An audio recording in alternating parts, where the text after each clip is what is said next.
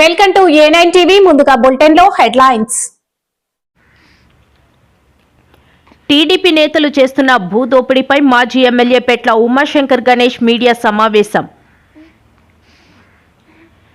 కార్యకర్తలు నాయకులు స్థానిక ఎలక్షన్లకి సిద్ధం కావాలి. సివేరి దొన్నుదొర. అల్లూరి సీతారామరాజు జిల్లా దుమ్మిరిగుడి మండలంలో మన డబ్బులు మన లెక్కలు కార్యక్రమం. 18 నెలల కూటమి పాలనలో రాష్ట్రంలో మహిళలు చిన్నారులకు రక్షణ కరువైంది. మాజీ ఎమ్మెల్యే కొట్టుగుళ్లి భాగ్యలక్ష్మి.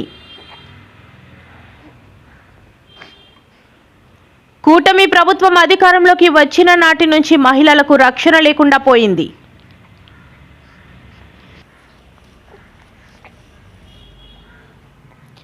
ఏపీ కేబినెట్ సమావేశంలో తీసుకున్న కీలక నిర్ణయాలను రాష్ట్ర సమాచార శాఖ మంత్రి కొలుసు పార్థసారథి మీడియాకు వెల్లడించారు.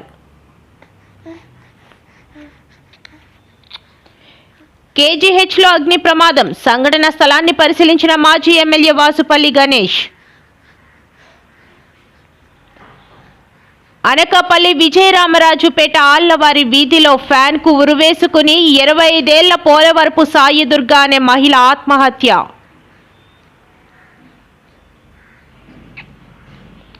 వైఎస్ షర్మిల తాజాగా కూటమి పార్టీపై చేసిన విమర్శలు ప్రకంపనలు సృష్టిస్తున్నాయి.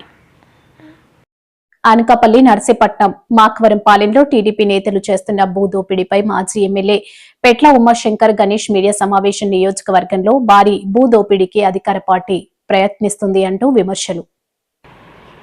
మాకవరపాలెంలో 500 ఎకరాల దోపిడీకి అధికార పార్టీ స్పందన. మాకవరపాలెం మండలం అధికార పార్టీ ముఖ్య నాయకులు సాగులో ఉన్నట్టుగా తప్పుడు పత్రాలు సృష్టించి న్యాయస్థానాలు కూడా తప్పుదోవ పట్టిస్తున్నారని విమర్శించారు.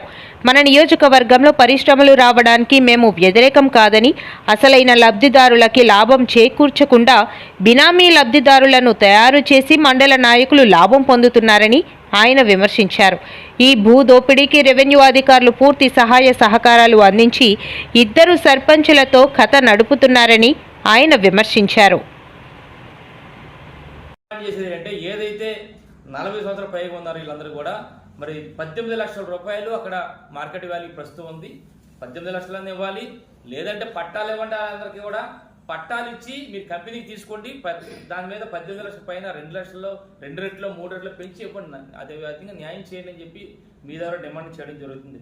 అంటే ఇప్పుడు ఏమంటుందంటే గతంలో కూడా మేము మెడికల్ కాలేజీకి సంబంధించి అక్కడ 6.5 లక్షల రూపాయలు మరి వాల్యూ ఉంటే దానికి 19.5 లక్షల రూపాయలు ఇచ్చాము మేము. ఆ విధంగా చేయాలని చెప్పి మరి మీ ద్వారా మరి కోరడం జరుగుతుంది. మరి ఎంత అంటే ఒక అరగంటలో ఆర్డీఓ గారు కంప్లీట్ చేశారు. ఎందుకంటే ఎక్కడ ఎవరైనా వచ్చి టీడీపీ నాయకులు ఏ విధంగా దోపిడీ చేశారో ఎక్కడ అడుగుతారనే ఉద్దేశం మీద మరి ఆ విధంగా వెళ్ళిపోవడం జరిగింది. ఎందుకంటే ఈరోజు ఆ ప్రాంతంలో 737 సర్వే నెంబర్లో సుమారుగా 4 పంచాయతీలు ఉన్నాయి. రాచపల్లి పంచాయతీ, రావణపాలెం, జీ కోడూరు, జీ వెంకటాప పంచాయతీ, శివారి గ్రామాలు అందరూ కూడా అందులో సాగులో ఉన్నారు. వారందరూ కూడా సాగులో ఉండడం, వారందరూ కూడా ఎప్పటి నుంచి ఉండడం, వారందరికీ పట్టాలు ఇవ్వడం, పరిహారం ఇవ్వడం సబు. కానీ వాటికి సంబంధం లేకుండా బేంబోయినపాలెం కానీ సెట్టిపల్లి వారు కానీ ఎలాగా అందులోకి వచ్చారో మాకు అర్థం కావట్లే. అక్కడ ఉన్న లబ్ధిదారులు ఇక్కడ ఎందుకు చేర్చారో మాకు అర్థం కావట్లేదు. అంటే కేవలం ఏదైతే సెట్టిపాలెం సర్పంచ్ అక్కడ ఉన్నాడో అల్లు రామనాయుడు, అలాగే బేంబోయినపాలెం సర్పంచ్ ఎవరైతే ఉన్నారో రుత్తల నందకిషోర్ వాళ్ళ బినామీ పేర్లతో మరి దోపిడీ చేస్తారని చెప్పి మీ ద్వారా తెలియపరచడం జరుగుతుంది. అంటే ఇది కేవలం అయ్యన్న పాత్రుల ఆధ్వర్యంలో ఆర్డీఓ గారు రమణ గారి సహకారంతో ఈ భూ దోపిడీ జరుగుతుందని చెప్పి మీ ద్వారా తెలియపరచడం జరుగుతుంది. ఒక్క ఉదాహరణ చెప్పాలంటే వీళ్ళిద్దరు పేర్లు ఎందుకు చెప్పిందంటే మొన్నే చూసి ఈ మధ్యకాలంలో అక్కడ అల్లూరి సీతారామరాజు జిల్లా అరకు నియోజకవర్గంలో గల మండలాల్లో ఉన్న కార్యకర్తలకు, నాయకులకు స్థానిక ఎలక్షన్లకి సిద్ధం కావాలని సివేరు దొన్నుదొర తెలిపారు. రాబోయే ఎలక్షన్లలో తెలుగుదేశం జెండా ప్రతి పంచాయతీల్లో ఎగరాలని ఆయన నాయకులకు తెలియజేశారు. 4 గంటల నుండి కేడర్ సమావేశం ఏర్పాటు చేయమని చేస్తున్నారు. అందుకే ఇది కంపల్సరీగా మనం కేడర్ మీటింగ్ అనేది కంపల్సరీ ప్రతి వారం ఏర్పాటు చేయడం జరుగుతూ ఉంది. అందులో భాగంగానే ఈరోజు మీ అందరినీ పిలవడం జరిగింది. అయితే ఇది వరకులాగా లేదు. ఇప్పుడు చాలా మన అధినాయకత్వం చాలా స్పష్టంగా చెప్తున్నారు. ప్రజల్లో సమస్యలు పరిష్కరించబడాలి. 2029లో మళ్ళీ మన ప్రభుత్వం రావాలి. ప్రభుత్వం మీద ఎట్టి కలిస్తున్నా సరే వ్యతిరేకత రాకూడదు. ప్రజల్లో పాజిటివ్ థింకింగ్ ఉండాలి. ప్రభుత్వం అంటే ఇలాగ ఉండాలి, ప్రభుత్వం అంటే పరిష్కారం చేసే ప్రభుత్వంగా ఉండాలి, ప్రతి సమస్యని పరిష్కరించాలి అనేది అధినాయకత్వం యొక్క ఆలోచన. గ్రీవెన్స్ చేశాం కానీ మనం అధికారుల దృష్టికి తీసుకెళ్ళిన అధికారులు సరిగ్గా సమంగా స్పందించలేదు. మనము స్వయంగా కలెక్టర్ గారు ఇక్కడ నుండి ఈ రోజు నుండి జరుగుతున్న గ్రీవెన్స్ కి ఒక ప్రాధాన్యత ఉంది. ఇది ఖచ్చితంగా ఈరోజు మనం తీసుకున్నటువంటి గ్రీవెన్స్ అది ఏ శాఖకి ఆ సమస్యల మీద మన సమస్యలు అక్కడ పార్టీ ఆఫీస్కి డైరెక్ట్ వెళ్ళిపోతుంది. అక్కడ నుండి ఆ సమస్యలు పరిష్కారం అయిందా లేదని అధికారులకు ఫోన్లు వస్తాయి. పరిష్కారం కాకపోతే ఎందుకు పరిష్కారం కావట్లేదు వాళ్ళకి మెమోలు వస్తాయి, అది పరిష్కారం జరగకపోతే. ఈ రోజు నుండి సమస్యల పరిష్కారం విషయంలో చాలా స్పష్టత ఉంది. ప్రతి సమస్యల పరిష్కారం జరగాలి అనేది పార్టీ అధిష్టానం నిర్ణయం. కాబట్టి మనం ఇక నుండి మనకు వచ్చినటువంటి గ్రీవెన్స్ లో వచ్చినటువంటి సమస్యలను పరిష్కరించడానికి మనం అధికారులు వెంట పడతాం. డైరెక్ట్ పార్టీ ఆఫీస్ నుండి ఫోన్ వస్తుంది కాబట్టి పరిష్కారం అవుతాయో అప్పుడు ప్రభుత్వం మీద ప్రజలు ఒక పాజిటివ్ బాగుంటుంది అనే ఒక పాజిటివ్ థింకింగ్ ప్రజల్లో ఉంటుంది. కాబట్టి ఏ సమస్యలైనా చిన్నది కావచ్చు పెద్దది కావచ్చు మీ దృష్టికి వస్తే అది తప్పకుండా గ్రీవెన్స్ రోజు పెట్టి వాటిని పరిష్కారం చేయడానికి మనం అల్లూరి సీతారామరాజు జిల్లా దుమ్మిరిగుడి మండలంలో మన డబ్బులు మన లెక్కల కార్యక్రమం జరిగింది. మండలంలో గల వెలుగు ఆఫీస్ నుంచి ర్యాలీ చేశారు. వెలుగు ఏపీఎం ఇచ్చిన ఆదేశాల మేరకు ప్రతి గ్రామ సంఘాలలో సంఘ సభ్యులకు మన డబ్బులు మన లెక్కల కోసం మీటింగ్లు పెట్టి ప్రజలకు అవగాహన కల్పించాలని ఆయన అన్నారు.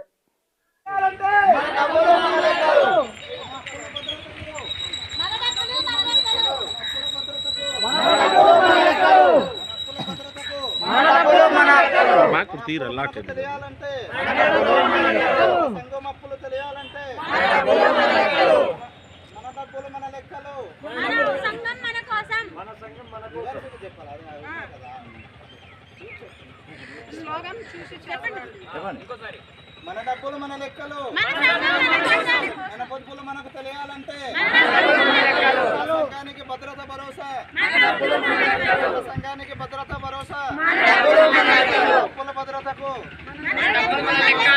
అప్పుల భద్రతకు అప్పులు మనకు తెలియాలంటే, సంఘం పొదుపులు తెలియాలంటే, సంఘం పొదుపులు తెలియాలంటే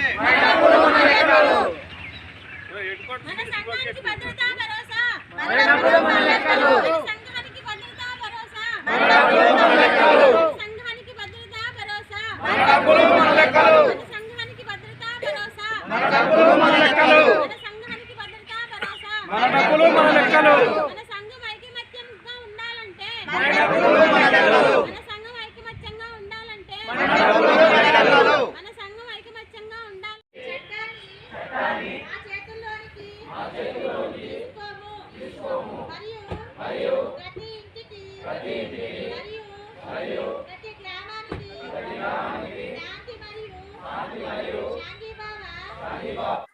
18 నెలల కూటమి పాలనలో రాష్ట్రంలో మహిళలు చిన్నారులకు రక్షణ కరువైందని మాజీ ఎమ్మెల్యే కొట్టుగుల్లి భాగ్యలక్ష్మి మండిపడ్డారు. విశాఖపట్నం వైఎస్ఆర్సీపీ కార్యాలయంలో ఆమె మీడియాతో మాట్లాడుతూ సాక్షాత్తు మహిళా సంక్షేమ శాఖ మంత్రి సంధ్యారాణి పీఏ మహిళా ఉద్యోగిని వేధింపులకు గురి చేయడం అత్యంత అమానుషమని మండిపడ్డారు. అఘాయిత్యాలు జరుగుతూ ఉన్నాయి. బెదిరింపులకి పాల్పడుతున్నప్పటికీ కూడా వాళ్ళని రక్షించాల్సినటువంటి వ్యవస్థలు కానివ్వండి, ప్రభుత్వాలన్నీ కూడా నిమ్మకు నీరెత్తినట్టు వ్యవహరించడం అనేది చాలా చాలా బాధాకరం. దీనిలో భాగంగా మన్యం పార్వతీపురం జిల్లాకు సంబంధించి సాలూరు నియోజకవర్గం అక్కడ ఎమ్మెల్యేగా ప్రాతినిధ్యం వహిస్తున్నటువంటి సంధ్యారాణి గారు రాష్ట్ర మంత్రిగా 2 పోర్ట్ఫోలియోస్కి ఆవిడ మంత్రి, గిరిజన శాఖ మంత్రి, అదేవిధంగా మహిళా శిశు సంక్షేమ శాఖగా మంత్రిగా ఆవిడ ఉంటున్నటువంటి కాన్స్టిట్యున్సీలో అనఫిషియల్ పిఏగా చెప్పుకుంటూ ఉన్నటువంటి సతీష్ అనే వ్యక్తి ఒక మహిళ మీద అన్యాయంగా ఆవిడ్ని బెదిరిస్తూ ఈరోజు ఏదైతే మీడియా ద్వారా కొన్ని విషయాలు బయటకు వచ్చాయో చాలా దారుణం. ఎందుకంటే ఒక సాధారణ కుటుంబంలో జీవనం కొనసాగిస్తున్నటువంటి వాళ్ళు తన భర్త 2021లో కోవిడ్ కారణంగా మరణించిన తర్వాత కారుణ్య నియామకాలలో ఆవిడకి ఉద్యోగం ఇప్పిస్తానని చెప్పి అన్యాయంగా ఆవిడ దగ్గర 5 లక్షల రూపాయలు తీసుకోవటమే కాక టీడీపీ నాయకులకి మాకు మీ మీద మోజు కలుగుతా ఉంది, మా పక్కకు రావాలని ఒక మహిళ మీద అసభ్యంగా మాట్లాడినటువంటి వ్యక్తి సతీష్. అలాంటి వ్యక్తి ఈరోజు ఒక మంత్రికి అనఫిషియల్ పిఏగా చెప్పుకుంటూ చలామణి అవుతా ఉంటే విషయాలన్నీ తెలుసుకున్నటువంటి మంత్రి గారు చేయాల్సినటువంటి విషయం ఏంటండి? ఒక మహిళగా సాటి మహిళకి అండగా నిలవాల్సింది పోయి ఈరోజు ఆ పిఏని రక్షించే పనిలో ఈరోజు సంధ్యారాణి గారు బిహేవ్ చేస్తూ ఉన్నారు. మేము ఒకటే ప్రశ్నిస్తూ ఉన్నాం సంధ్యారాణి గారికి, మీరు మహిళా శిశు సంక్షేమ శాఖకి మంత్రి కదా, ఒక మహిళకి ఇంత అన్యాయం జరుగుతూ ఉంటే పబ్లిక్గా టెలిఫోన్ ఏదైతే మొబైల్లోని వాట్సాప్లోని చాట్లో చూస్తే అసభ్యకరంగా మెసేజెస్ పెడుతూ బెదిరించినట్టు మాట్లాడితే ఆయన మీద కూటమి ప్రభుత్వం అధికారంలోకి వచ్చిన నాటి నుంచి మహిళలకు రక్షణ లేకుండా పోయింది. అందుకు ఈ 18 నెలల కాలంలో జరిగిన సంఘటనలే ఉదాహరణ. మహిళలకు రక్షణ కల్పించడంలో ఈ ప్రభుత్వం పూర్తిగా విఫలమైంది. ఏకంగా తెలుగుదేశం నాయకులు వారి అనుచరులే మహిళలపై దాడులు, కార్యకర్తలు చేస్తున్న పనులు ఇవేనా? డాక్టర్ తలే రాజేష్, రాజాం, వైఎస్ఆర్సీపీ ఇన్ఛార్జ్. పార్టీకి చెందిన కార్యకర్తలు మొన్న హాస్టల్ బాలిక మీద టీడీపీ కౌన్సిలర్ చేసిన అత్యాచారయత్నం మరొక ముందే మరికొన్ని ఘటనలు ఈ మధ్యకాలంలో మనం చూస్తున్నాం. అవి రాష్ట్రంలో ఒక్క నియోజకవర్గంలోనో జిల్లాలో కాకుండా ప్రతి దగ్గర కూడాను ఇలాంటివి మనం చూస్తున్నాం. దానికి ఎన్నో ఉదాహరణలుగా చెప్పచ్చు. ఒక ఉదాహరణకి టీడీపీ రాష్ట్ర కార్యదర్శి వేధిస్తున్నాడు అని చెప్పి ఒక వివాహిత మీడియా ముందు మొన్న వాపోయిన సంఘటనను ఒకసారి గుర్తు చేసుకోవాలి. ఇదే కాకుండా భర్త చనిపోయి కారుణ్య ఉద్యోగంలో ఉన్న ఒక మహిళను ఒక మినిస్టర్ పిఏ కానీ అలానే మినిస్ట్రీకి సంబంధించిన కుటుంబంలోకి సంబంధించిన వ్యక్తులు హెరాస్ చేస్తున్నారు అని చెప్పి ఆ మహిళ మీడియా ముందు వాపోయిన ఘటన ఈ మధ్యకాలంలో వెలుగు చూసింది. ఇదే కాకుండా ఒక దళిత విఆర్ఓ, మహిళా విఆర్ఓను ఎన్టీఆర్ జిల్లాకు చెందిన ఇబ్రహీంపట్నం నియోజకవర్గంలో ఈ సెక్సువల్ హెరాస్మెంట్కి భయపడి సూసైడ్ అటెంప్ట్ వరకు కూడా వెళ్ళిన సంఘటన మరొకసారి మీకు గుర్తు చేస్తున్నాను. ఇదే కాకుండా ఈ మధ్యకాలంలో సోషల్ మీడియాలో వైరల్ అయినటువంటి అనంతపురం జిల్లా కళ్యాణదుర్గం నియోజకవర్గంలో ఒక వితంతు మహిళను కూడా ఎన్నో రకాలుగా మానసికంగా వేధించిన సంఘటన ఒకసారి గుర్తు తెచ్చుకోవాలి. ఇలానే హిందూపురంలో ఒక శానిటేషన్ వర్కర్ మీద టీడీపీకి చెందిన వాళ్ళు ఇలా సెక్షువల్ అబ్యూస్ చేయడం అనేది పక్కన పెడితే, కృష్ణా జిల్లాలో ఒకసారి ఇంజనీరింగ్ కాలేజీలో సుమారు 300 మంది విద్యార్థులను వాళ్ళ బాత్రూంలలో సీసీ కెమెరాలు పెట్టారు అని చెప్పి కంప్లైంట్ చేస్తే వాటన్నిటిని కూడా నీరుగార్చిన సంఘటనలు చూస్తున్నాం. అలానే అనకాపల్లి చూసుకుంటే అనకాపల్లిలో కూడాను 4 ఏళ్ల చిన్నారి మీద లైంగికంగా దాడి జరిగింది. ఇలా రాష్ట్రంలో ప్రతి మూల కూడాను మహిళల మీద ఇలాంటి దాడులు జరుగుతూనే ఉన్నాయి. అక్కడ ఒక హోమ్ మినిస్టర్ అయిన అనిత గారు ఒక మహిళ అయ్యుండి మహిళలకు రక్షణ కల్పించలేకపోవడం అనేది చాలా బాధాకరమైన విషయం. ఇకపోతే ఏపీ కేబినెట్ సమావేశంలో తీసుకున్న కీలక నిర్ణయాలకు రాష్ట్ర సమాచార శాఖ మంత్రి కులుసు పార్థసారథి మీడియాకు వెల్లడించారు. రాష్ట్ర అభివృద్ధి, ప్రజా సంక్షేమానికి అనుకూలంగా తీసుకున్న నిర్ణయాలను వివరించారు. సంవత్సరం అనేక లక్షల మంది రైతులకు 24 గంటలు 48 గంటల్లో సేకరించిన ధాన్యానికి డబ్బులు చెల్లించిన ప్రభుత్వం ఆంధ్రప్రదేశ్ ప్రభుత్వాన్ని గర్వంగా చెప్పుకుంటాం. దాంట్లో భాగంగానే ఈ రుణాన్ని ధాన్యం సేకరణ కోసం వినియోగిస్తారని చెప్పేసి కూడా నేను మనవి చేస్తా ఉన్నా. దీని ద్వారా రైతులకు చాలా మేలు జరుగుతుంది. మరి రైస్ మిల్లర్స్ కానివ్వండి, దళారీలు కానివ్వండి, రైతుల్ని నష్టపరిచే పరిస్థితుల నుంచి రైతులకి కొంత సౌలభ్యం లభిస్తుందని చెప్పేసి కూడా తెలియజేస్తా ఉన్నాను.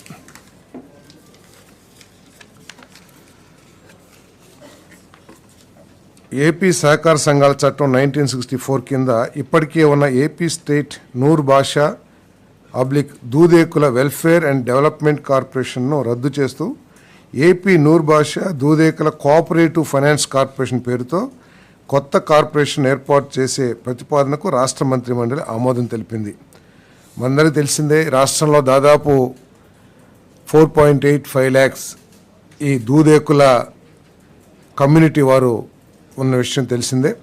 మరి వారి జీవన ప్రమాణాలు పెంచడానికి, ఎందుకంటే సమాజంలో చాలా అట్టడుగున ఉండటం, ఆర్థికంగా చాలా తక్కువ స్థాయిలో ఉండటం, వీరిని ఆదుకోవాల్సిన బాధ్యతగా ప్రభుత్వం భావించి మరి ఈ ఫైనాన్స్ కార్పొరేషన్ని ఏర్పాటు చేయడం జరిగిందని చెప్పేసి మనవి చేస్తున్నాను. ఈ కార్పొరేషన్ ఏర్పాటు ద్వారా దూదేకుల సోదర సోదరీమణుల ఆర్థిక సామాజిక పరిస్థితులు మెరుగవుతాయని చెప్పేసి కూడా మేము ప్రభుత్వం భావిస్తూ ఉంది. అంతేకాకుండా వీరికి సబ్సిడీ రుణాలు కానివ్వండి, లేకపోతే వ్యాపారాలు చేసుకోవడానికి రుణాలు కానివ్వండి, మరి వారి అభివృద్ధికి ఆర్థిక సహాయం చేయడానికి కూడా అవకాశం లభిస్తుందని చెప్పేసి కూడా నేను తెలియజేస్తా ఉన్నాను. ఏపీ పట్టణ స్థానిక సంస్థల నియమాలు 2025లో బిల్ బోర్డ్స్, ప్రచార డిస్ప్లే డివైజెస్ నియంత్రణ మరియు వాటి వినిమయంకు సంబంధించిన గతంలో ఉన్న పట్టణ స్థానిక సంస్థల నియమాలు 2020 స్థానంలో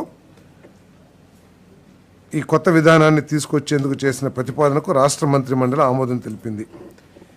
ఈ నియమాలు రాష్ట్రంలోని అన్ని పట్టణ స్థానిక సంస్థలకు వర్తిస్తాయి. కేజీహెచ్ లో అగ్ని ప్రమాదం జరిగిన విషయం తెలిసిందే. సంఘటన స్థలాన్ని మాజీ ఎమ్మెల్యే వాసుపల్లి గణేష్ పరిశీలించారు. ప్రభుత్వ ఆసుపత్రులు అంటేనే నమ్మకం పోతుందని గతేడాది కార్పొరేట్ బిల్డింగ్ లో అగ్ని ప్రమాదం, నెల రోజుల క్రితం 12 గంటల పాటు విద్యుత్ నిలిపివేత, నేడు కార్డియాలజీలో ప్రమాదం దీనికి నిదర్శనం.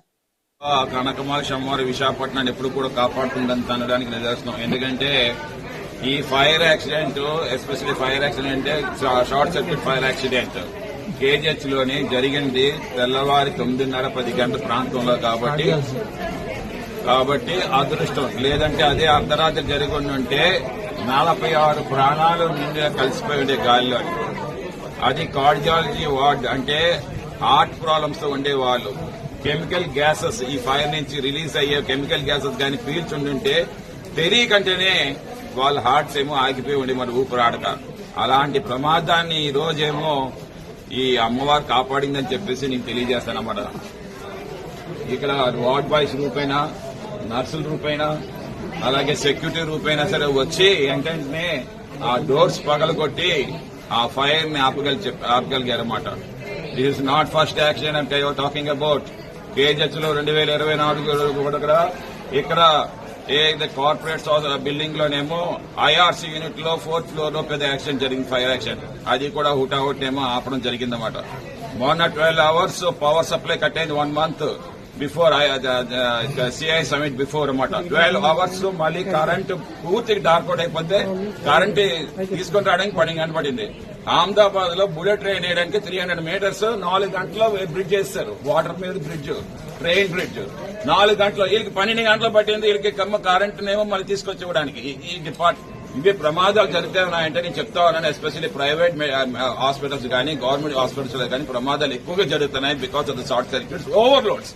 ఎందుకంటే ఈ కేజీహెచ్ సర్టన్ లోడ్ కి ఈ అనకాపల్లి విజయరామరాజుపేట అల్లవారి వీధిలో ఫ్యాన్ కు ఉరివేసుకునే పోలవరపు సాయి దుర్గా అనే మహిళ ఆత్మహత్య. మృతురాలు సోదరి కుక్కల అనురాధ ఫిర్యాదుతో కేసు నమోదు చేసి విచారణ చేపట్టిన అనకాపల్లి టౌన్ పోలీసులు బంధువులు చెప్పిన వివరాల ప్రకారం అమ్మాయి అండి, సాయి అండి, అమ్మాయి పేరు పోలవరపు సాయి అండి, కుర్రోడు కొత్తూరండి. ఆ బ్రాండేజ్ లో పరిచయం వల్ల ఇద్దరు ప్రేమించుకున్నారు, పెళ్లి చేసుకుందాం అనుకున్నారండి. పెళ్లి చేసుకోవాలని చెప్పేసి ఈ అబ్బాయి అనబట్టేసరికి ఈ అమ్మాయి ఆ కుర్రాడికి ఫోన్ చేసి ఇంట్లోనే ఉరేసుకుంది. నేను వేసుకుంది. ఇప్పుడు వచ్చి ఆ కుర్రాడిని కానీ వాళ్ళ అమ్మాని కానీ నాన్న కానీ ఎవరో పోలీసులు ఇప్పుడు వచ్చి ఇక్కడ తీసుకురాలేదండి. ఇంకా పాప పోస్ట్ మార్టం కూడా అవ్వలేదు. ఇంకా బాడీ కూడా ఇక్కడ హాస్పిటల్లో, గవర్నమెంట్ హాస్పిటల్లో, అనకాపల్లి గవర్నమెంట్ హాస్పిటల్లోనే బాడీ ఉందండి. అబ్బాయికి కొత్తూరని చెప్పాను. అబ్బాయికి కొత్తూరండి. అబ్బాయికి కొత్తూరైతే పప్పకి దగ్గర కొత్తూరు సార్. ఆ అమ్మాయికి ఎలాగే న్యాయం చేస్తారని చాలా కోరుకుంటున్నాము. కానీ ఇలాంటిది పరిస్థితి ఏ అమ్మాయి కూడా ఏ ఊళ్ళో కూడా చెప్పాను, పోలీసులు అప్పుడు చెప్పాను. పోలవరపు సీతాలు వాళ్ళ కుమార్తె చిన్న కూతురు బ్రాండెక్స్ లో పనిచేసి ఒక 4 ఏళ్ళ నుంచి బ్రాండెక్స్ లో పనిచేస్తుంది. పోలవరపు సాయి. అయితే ఆ అమ్మాయి మాకు ఇప్పుడు వరకు తెలియదండి, ఏదో ప్రేమలో ఉందన్న విషయం నిన్నటి వరకు కూడా మాకు తెలియదు. అయితే నిన్న మధ్యాహ్నము ఆ బ్రాండెక్స్ హెల్త్ పరంగా మానేసిన విషయం తెలుసు. అయితే జెరాక్స్ షాప్లో పనిచేస్తుంది. నిన్న మధ్యాహ్నము అమ్మాయి వెళ్తానని చెప్పి మదర్ పనికి వెళ్ళిపోయింది, తను పనికి వెళ్తానని చెప్పి ఇంటికి తిరిగి వచ్చిందంట సార్. ఇంటికి తిరిగి వచ్చి మధ్యాహ్నం 2 ఆ ప్రాంతంలో ఫోన్ మాట్లాడిందంట అమ్మాయి అబ్బాయితో. నువ్వు చేసుకోకపోతే నేను చనిపోతానని. అంటే చుట్టుపక్కల వాళ్ళు మాత్రం ఆ మెసేజ్ నాకు చెప్పారు.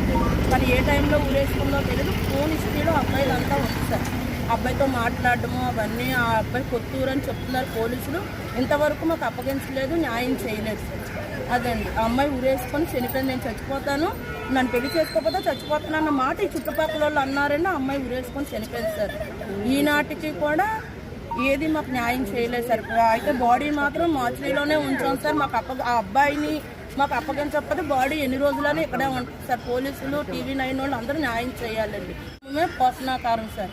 ఆ అమ్మాయే పోషణ. మొన్న 1 ఇయర్ అయ్యిందండి పెద్ద పాప పెళ్లి చేసింది. ఆ అమ్మాయి దగ్గరుండే PF అవన్నీ తీసి అక్క పెళ్లి కూడా చేసింది సార్. అదండి. వైఎస్ షర్మిల తాజాగా కూటమి పార్టీపై చేసిన విమర్శలు ప్రకంపనలు సృష్టిస్తున్నాయి. కేంద్రంలో బీజేపీతో టీడీపీ, జనసేన పార్టీలు సక్రమ సంబంధం పెట్టుకుంటే వైసీపీదే అక్రమ సంబంధమని వైఎస్ షర్మిల ఆరోపించారు. అమరావతిపై కూటమి నాయకులు చేసిన వ్యాఖ్యలకు షర్మిల కౌంటర్ ఇచ్చారు. ఈ మేరకు వైఎస్ షర్మిల మీడియాతో మాట్లాడారు.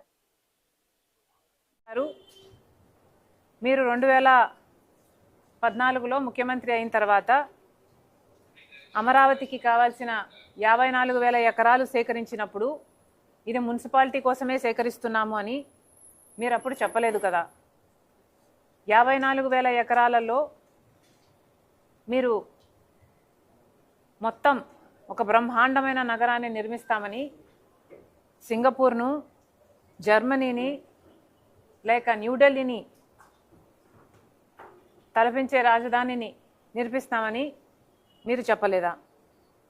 ఈ 54,000 ఎకరాలలోనే అన్ని రంగాలకు అమరావతిని ఒక హబ్గా చేస్తామని, ఒక గ్లోబల్ సిటీగా చేస్తామని చంద్రబాబు గారు చెప్పలేదా? మరి ఇప్పుడు ఈ 54,000 ఎకరాలకు అసలు విలువే లేనట్టు, ఈ 54,000 ఎకరాలైతే అసలు సరేపోనట్టు, ఈ 54,000 ఎకరాల్లో అయితే కేవలం ఒక మున్సిపాలిటీ మాత్రమే కట్టగలము. మనం ఒక గ్లోబల్ సిటీ కట్టుకోవాలి అంటే ఇంకా భూమి కావాలి అని ఇప్పుడు 11 ఏళ్ల తర్వాత మీరు మాట్లాడుతున్నారు అంటే 54,000 ఎకరాలు, వాటిలో 34,000 ఎకరాలు ఇచ్చిన రైతులు మరి ఇప్పుడు మిమ్మల్ని ఏమనుకోవాలి? వాళ్ళందరినీ మీరు వెన్నుపోటు పొడుస్తున్నట్టు కాదా? ఇప్పుడు కొత్తగా సేకరించే భూమి సేకరించకపోతే అసలు ముందు సేకరించిన భూమికి అసలు విలువే లేనట్టు మీరు మాట్లాడుతుంటే మీరు మానసికంగా రైతులని భయపెట్టే లేకపోతే బ్లాక్మెయిల్ చేస్తున్నట్టుగా మీకు అనిపించటం లేదా?